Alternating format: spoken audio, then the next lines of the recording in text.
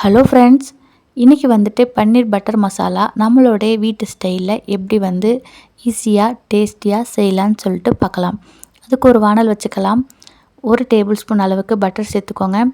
அதில் ஒரு சின்ன துண்டு அளவுக்கு பட்டை, 2 ஏலக்காய், 5 கிராம்பு, 1 பிரியாணி இலை, 1 பச்சை மிளகாய், 1/2 டீஸ்பூன் அளவுக்கு பெருஞ்சீரகம், 1/2 டீஸ்பூன் அளவுக்கு ஜீரகம், ஒரு சின்ன துண்டு அளவுக்கு இஞ்சி, 7-8 பல் போல் பூண்டு. நான் வந்து ரொம்ப குட்டி குட்டியாக பூண்டு இருக்கிறதுனால கொஞ்சம் ஒரு 2-3 எக்ஸ்ட்ரா எடுத்திருக்கேன். நம்ம வந்து வீட்டுகளில் கிடைக்கிற நார்மல் சைஸ் பூண்டாக இருந்தால் 7-8 போதும். அடுத்தது நல்ல ஒரு பெரிய சைஸ் வெங்காயம், நல்லா பெரிய மலை வெங்காயம் சொல்லுவாங்களா, அந்த மாதிரி பெருசாக எடுத்துக்கோங்க. ஒரு வேளை உங்களுக்கு பெரிய சைஸ் வெங்காயம் கிடைக்கலனா மீடியம் சைஸில் இருக்கிற வெங்காயம் 2 கட் பண்ணிக்கோங்க. இப்போ இது எல்லாத்தையும் நல்லா வந்து வதக்கிக்கலாம். வெங்காயம் ஒரு பொன்னிறமாக வந்து வதங்கட்டும். இப்போ பாருங்கள், வெங்காயம் ஓரளவுக்கு வந்து அந்த கண்ணாடி போல் வதங்கிடுச்சு.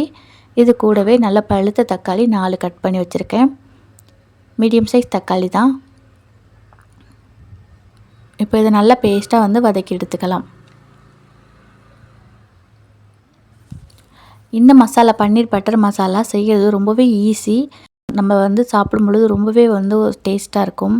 சப்பாத்தி, நான், அப்புறம் பரோட்டா, ஜீரா ரைஸ்க்கெலாம் ரொம்பவே சூப்பராக இருக்கும். கண்டிப்பாக ட்ரை பண்ணி பாருங்கள். இப்போ இதெல்லாம் வதக்கினதுக்கப்புறம் ஆறுனது ஒரு மிக்ஸி ஜாரில் சேர்த்து காரத்துக்கு காஷ்மீர் ரெட் சில்லி சேர்த்துருக்கேன். 1 டேபிள் ஸ்பூன் அளவுக்கு மல்லித்தூள், 1/4 டீஸ்பூன் அளவுக்கு மஞ்சள் தூள் சேர்த்து ஃபைன் பேஸ்ட்டாக அரைச்சி எடுத்துக்கோங்க. நம்ம ஆல்ரெடி மிளகாய் சேர்த்துருக்கோம், அதனால் நான் வந்து காஷ்மீர் ரெட் சில்லி சேர்த்துருக்கேன். அது அவ்வளோவா காரம் இருக்காது. ஆனால் நம்மளுடைய பன்னீர் பட்டர் மசாலாவுக்கு நல்ல ஒரு கலர் கொடுக்கும். தேவைப்பட்டால் நீங்கள் முந்திரி கூட 2-3 சேர்த்து இதில் அரைச்சிக்கலாம். அடுத்ததாக அதே வானலை சூடு பண்ணிக்கோங்க. 3 டேபிள் ஸ்பூன் அளவுக்கு நான் வந்து பட்டர் சேர்த்துருக்கேன். 200 கிராம் அளவுக்கு நான் பன்னீர் சேர்த்து 1/4 டீஸ்பூனுக்கும் கம்மியாக காஷ்மீர் ரெட் சில்லி போட்டிருக்கேன். நார்மல் மிளகாய் தூளும் நீங்கள் சேர்த்துக்கலாம். போட்டு ஒரு 2 நிமிஷம் இந்த மாதிரி வந்து மிக்ஸ் பண்ணுறப்போ நமக்கு பன்னீரில் அங்கங்கே அந்த ஒரு ரெட் கலர் வந்து கிடைக்கும். அது நமக்கு பன்னீர் பட்டர் மசாலா கூட சேர்த்து சாப்பிடும் பொழுது நல்ல ஒரு டேஸ்ட்டும் லுக்கும் கிடைக்கும். அதுக்காக தான் இந்த ப்ராசஸ். ஒருவேளை உங்களுக்கு இதில் விருப்பம் இல்லை அப்படின்னா நீங்கள் இதை விட்டுறலாம். இப்போது இந்த பன்னீர் எல்லாத்தையும் நான் வேறு பிளேட்டில் எடுத்துகிட்டு அதே பட்டரில் நம்ம ஆல்ரெடி அரைச்சி வச்சுருந்த மசாலா பேஸ்ட் அதையும் சேர்த்துக்கிறேன். மிக்ஸி ஜாரை கழுவி கொஞ்சம் வந்து தண்ணி சேர்த்துக்கோங்க. இந்த பன்னீர் பட்டர் மசாலா நமக்கு கொஞ்சம் கெட்டியாக தான் இருக்கணும். அதனால் தேவைக்கிறப்ப கொஞ்சம் சேர்த்து ஒரு 3-4 நிமிஷம் மீடியம் ஃப்ளேமில் நல்லா கொதிக்க வச்சுக்கோங்க. இதுக்கு தேவையான அளவுக்கு உப்பும் சேர்த்துக்கலாம்.